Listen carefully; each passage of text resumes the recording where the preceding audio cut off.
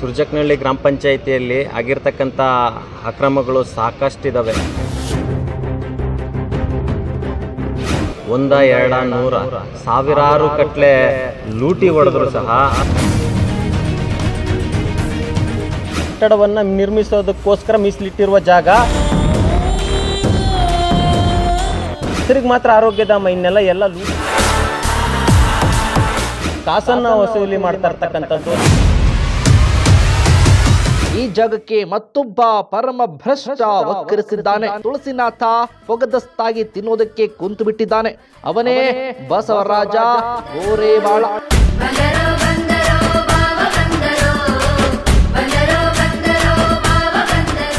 ಇಲ್ಲಿ ಪಂಚಾಯಿತಿ PDO ತುಳಸಿನಾಥ್ ಭ್ರಷ್ಟ. ಸುರಗಜಕ್ಕನಹಳ್ಳಿ ಗ್ರಾಮ ಪಂಚಾಯತ್ ಕರ್ಮಕಾಂಡ ವಿಶೇಷ ಕಾರ್ಯಕ್ರಮಕ್ಕೆ ಸ್ವಾಗತ.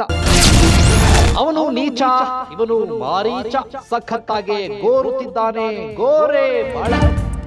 ವೀಕ್ಷಕರೇ, ಅಧಿಕಾರ ವಿಕೇಂದ್ರೀಕರಣದ ಸದುದ್ದೇಶದಿಂದ ಗ್ರಾಮ ಪಂಚಾಯತಿ ಸೃಷ್ಟಿಸಿ ಸ್ಥಳೀಯರಿಗೂ ಆಡಳಿತ ನೀಡಿ ಜನ ಉದ್ಧಾರ ಮಾಡ್ರು ಅಂದ್ರೆ ಇಲ್ಲಿನ ಅಭಿವೃದ್ಧಿ ಅಧಿಕಾರಿಗಳು ಅರ್ಥಾತ್ PDOಗಳು ಸ್ವತಃ ಅಭಿವೃದ್ಧಿಗೆ ಒತ್ತು ನೀಡಿ ಜನರ ಅಭಿವೃದ್ಧಿಯನ್ನೇ ಮರೆತು ಕುಂತಿದ್ದಾರೆ. ಜನರ ಹಾಗೂ ಗ್ರಾಮಗಳ ಸಮಸ್ಯೆಗಳಿಗೆ ಗಮನ ಹರಿಸದೆ ಬ್ರಹ್ಮಾಂಡ ಭ್ರಷ್ಟಾಚಾರದಲ್ಲಿ ತೊಡಗಿದ್ದಾರೆ. ಏನದು ಸ್ಟೋರಿ ಅಂತೀರಾ? ನೀವೇ ನೋಡಿ. ಅಕ್ರಮಗಳ ಗೂಡಾಗಿರುವ ಸುರಗಜಕ್ಕನಹಳ್ಳಿ ಗ್ರಾಮ ಪಂಚಾಯತ್, ಇಲ್ಲಿ ಭ್ರಷ್ಟ ಹೆಗ್ಗಣಗಳದ್ದೇ ಕಾರುಬಾರು.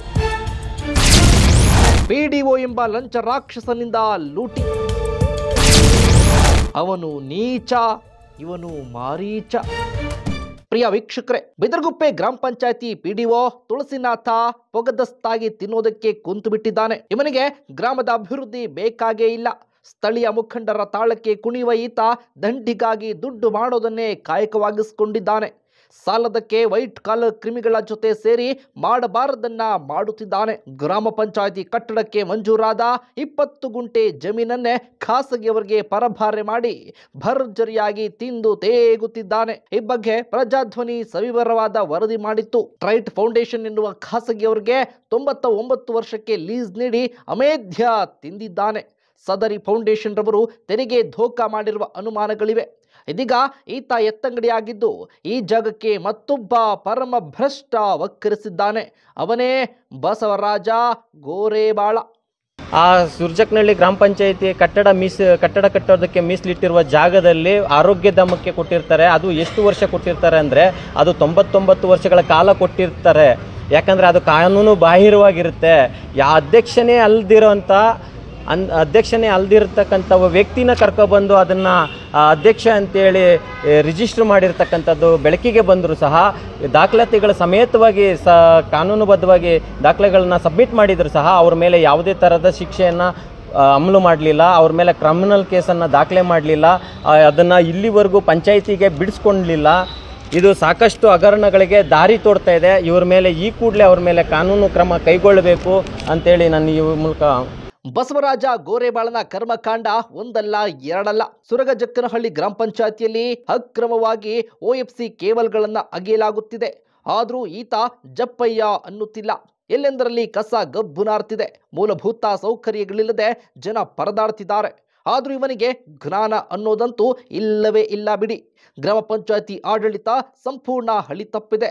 ಜನಪ್ರತಿನಿಧಿಗಳೆನಿಸಿಕೊಂಡಂಥವರು ಇದ್ದಾರೋ ಇಲ್ಲವೋ ಅನ್ನುವಂತಹ ಅನುಮಾನ ಕೂಡ ಮೂಡುತ್ತಿದೆ. ಸಾರ್ವಜನಿಕರ ಕೆಲಸ ಕಾರ್ಯಗಳು ಸಾಗುತ್ತಿಲ್ಲ. PDO ಬಸವರಾಜ್ ಗೋರೇಬಾಳ ಮಾತ್ರ ದಿಮ್ಮನೆ ರಂಗ ಎಂದು ಎಲ್ಲ ಅಕ್ರಮಗಳಿಗೆ ಸಾಥ್ ನೀಡುತ್ತಾ ಎಂಜಲು ಕಾಸಿಗೆ ನಾಲಿಗೆ ಚಾಚಿ ಕುಂತು ಬಿಟ್ಟಿದ್ದಾನೆ. ಬಸವರಾಜ ಗೋರೇಬಾಳ ಸುರಗಜಕ್ಕನಹಳ್ಳಿ ಗ್ರಾಮ ಪಂಚಾಯತಿಯಲ್ಲಿ ತೆರಿಗೆ ವಿಧಿಸುವ ಹೆಸರಿನಲ್ಲಿ ಸರ್ಕಾರ ರೂಪಿಸಿರುವಂತಹ ನಿಯಮಗಳನ್ನ ಗಾಳಿಗೆ ತೂರಿ ಕೋಟ್ಯಾಂತರ ರೂಪಾಯಿ ತೆರಿಗೆ ವಂಚನೆ ಮಾಡಿದ್ದಾನೆ.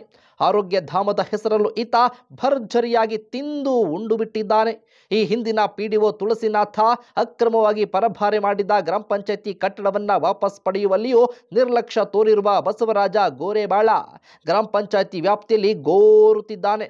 ಸುರಜಕ್ನಹಳ್ಳಿ ಸಂಬಂಧಪಟ್ಟಂತೆ ಏನು ದೂರ ಬಂತು, ದೂರ ಬಂದ ತಕ್ಷಣ ಏನು ಮಾಡಿದ್ರು, ತಂಡ ಮಾಡಿ ಕೂಡ ಏನು ಮಾಡಿದ್ದಾರೆ, ಅಲ್ಲಿ ಯಾರು ತಪ್ಪಿತಸ್ಥರಿದ್ದಾರೆ ಏನಂತ ಕೂಡ ರಿಪೋರ್ಟ್ ಕೂಡ ಕೊಟ್ಟಿದ್ದಾರೆ. ಆ ರಿಪೋರ್ಟ್ ಸಂಬಂಧಪಟ್ಟ ಜಿಲ್ಲಾ ಪಂಚಾಯತ್ ಕೂಡ ಕಳಿಸಿದ್ದೀವಿ.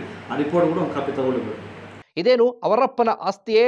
ಈತನ ವಿರುದ್ಧ ತನಿಖೆ ನಡೆದರೆ ಇನ್ನಷ್ಟು ಅಕ್ರಮಗಳು ಬೆತ್ತಲಾಗುತ್ತವೆ. ಅಲ್ಲಿಯವರೆಗೂ ನಮ್ಮ ಹೋರಾಟ ನಿಲ್ಲೋದಿಲ್ಲ. ನೋಡಿದ್ರಲ್ಲ ವೀಕ್ಷಕರೇ, ಇದಾಗಿತ್ತು ಇವತ್ತಿನ ವಿಶೇಷ.